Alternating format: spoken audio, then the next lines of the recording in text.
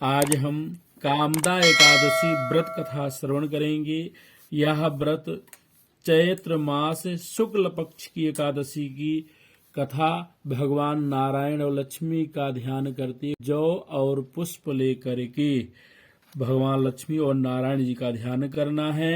शांताकारं भुजगशयनं पद्मनाभं श्रीशं विश्वाधारं गगन सदृशं मेघवर्णं शुभांगं लक्ष्मीकान्तं कमलनयनं योगभिर्ध्यानगम्यं वन्दे विष्णुं भवभयहरं सर्वलोकैकनाथम्।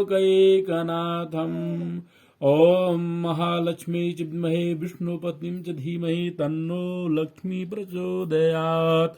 युधिष्ठिर बोले, हे वासुदेव, आपको नमस्कार है। आप मुझसे कहिए कि चैत्र शुक्ल पक्ष में एकादशी का क्या नाम है। श्री कृष्ण बोले, हे राजन, इस प्राचीन कथा को एकाग्र मन से सुनो, जिसको महाराज दिलीप के प्रश्न करने पर वशिष्ठ जी ने कहा। दिलीप बोले, हे भगवान, चैत्र शुक्ल पक्ष में किस नाम की एकादशी होती है।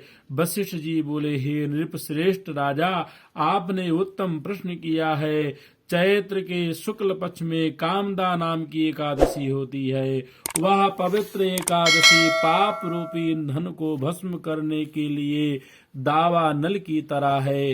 हे राजन, पापों को नाश करने वाली और पुण्य को बढ़ाने वाली इस कथा को सुनो। प्राचीन समय में सुवर्ण और रत्नों से सुशोभित रत्नपुर नाम की नगर में मोदोन्मत्त पुंडरीक आदि नाग निवास करते थे। गंधर्व, किन्नर और अप्सरा राजा पुंडरीक का सेवन करते थे। वहां ललिता नाम की सुंदर अप्सरा और ललित नाम का गंधर्व रहता था। वे दोनों स्त्री पुरुष प्रेम से युक्त और धन धान से भरे हुए अपने घर में सदा क्रीड़ा करते थे।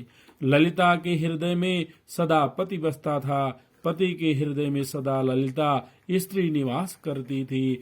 एक समय सभा में पुंडरीक आदि गंधर्व क्रीड़ा कर रहे थे और स्त्री रहित ललित गंधर्व गान कर रहा था। वह ललिता की याद करता हुआ बेसुरा गाने लगा। उसके पद ठीक ताल पर विश्राम नहीं लेते थे। करकोट नाग इस भेद को जान गया। उसने पुंडरीक नाग से जाकर सब वृतांत कह दिया। क्रोध से पुंडरीक की आंखें लाल हो गई। उसने कामातुर हुए ललित को श्राप दे दिया। हे दुर्बुद्धे, तू मनुष्य को खाने वाला राक्षस हो जा, क्योंकि तू मेरे सामने गान करता हुआ स्त्री के बस में हो गया। हे राजेंद्र, उसके वचन से वह राक्षस रूप हो गया। उससे भयंकर मुख और बुरे नेत्रों के देखने से डर लगता था। भुजा 4 कोस लंबी और मुख कंदरा के समान था। सूर्य चंद्र के समान नेत्र, पर्वत के समान गला, गुफा के समान नासिका के छेद और 2 कोस लंबे होंठ थे। उसका शरीर 8 योजन ऊंचा था। इस प्रकार वह राक्षस हो गया। ललिता अपने पति की भयंकर आकृति को देखकर दुखी होकर चिंता करने लगी कि मेरा पति श्राप से पीड़ित है। मैं क्या करूं, कहां जाऊं। इस चिंता को उसको शांति नहीं मिलती थी। वह दोनों कठिन वन में घूमने लगे। वह राक्षस निर्दयी, पापी, कुरूप और मनुष्यों को खाने वाला हो गया। श्राप से पीड़ित होकर उसे राहत दिन सुख नहीं मिलता। ललिता उसकी यह दशा देखकर बहुत दुखी हुई और रोती हुई उसके साथ गंभीर वन में घूमने लगी। एक समय ललिता ने विंध्याचल के शिखर पर श्रृंगी ऋषि का परम पवित्र आश्रम देखा। ललिता शीघ्र ही वहां गई और नम्रता पूर्वक बैठ गई।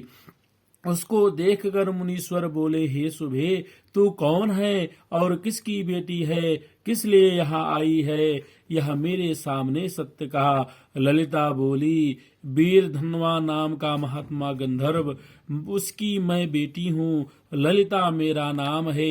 हे महामुने, पति श्राप के दोष से राक्षस हो गया है। हे ब्रह्मन, उसका भयंकर रूप और बुरा आचरण देखकर मुझको सुख नहीं है। हे प्रभु, अब मुझे उसका प्रायश्चित बतलाइए, जिससे वह राक्षस योनि से छूट जाए। ऋषि बोले, हे भीरो, चैत्र मास के शुक्ल पक्ष की कामदा नाम की एकादशी है। इसका व्रत करने से मनुष्यों की इच्छा पूरी होती है। मेरे कहने से विधि पूर्वक उसका व्रत करो। इस व्रत का पुण्य अपने पति के लिए दे दो, उससे उसका श्राप क्षण भर में दूर हो जाएगा। हे राजन मुनि, का यह वचन सुनकर ललिता प्रसन्न हुई। एकादशी का व्रत करके द्वादशी के दिन ब्राह्मण के समीप वासुदेव भगवान के सम्मुख बैठकर ललिता अपने पति के उद्धार के लिए बोली, मैंने जो कामदा एकादशी का व्रत किया है, उसके पुण्य के प्रभाव से इसकी पिशाच योनि दूर हो जाए।